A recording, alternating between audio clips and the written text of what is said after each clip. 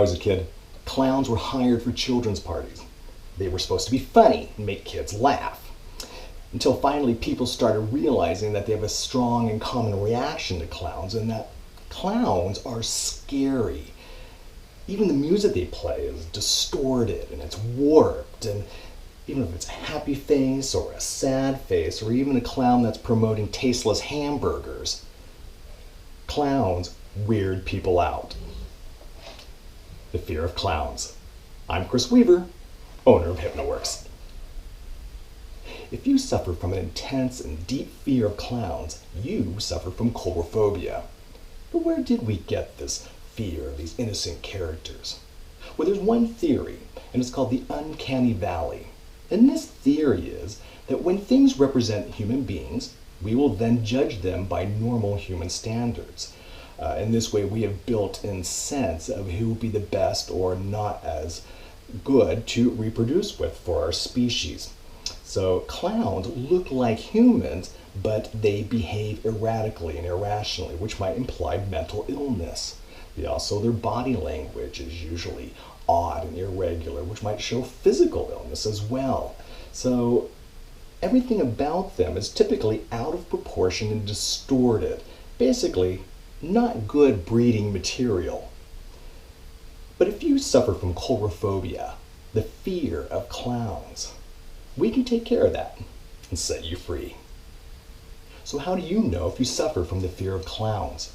Well, it's not very often that we actually run into one, but there are certain situations where you most likely run into a clown. So if you have anxiety about going to a park or a zoo, a parade, how about a circus or a carnival, maybe even a children's party or a hospital where clowns are brought in to help and enlighten or cheer up sick children. If any one of these situations brings on a state of anxiety, you suffer from the fear of clowns. I want you now to relax.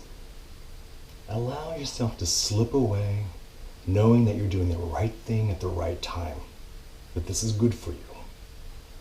I want you to relax and feel your body drift away down into a deep, deep, watery abyss.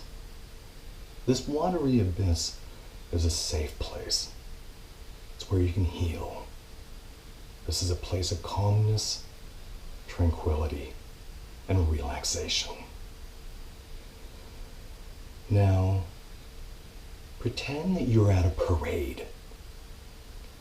But see yourself from the point of view that you are 5 stories tall. You are a giant. You lord over everybody below you. What's interesting about this parade is that there are no spectators.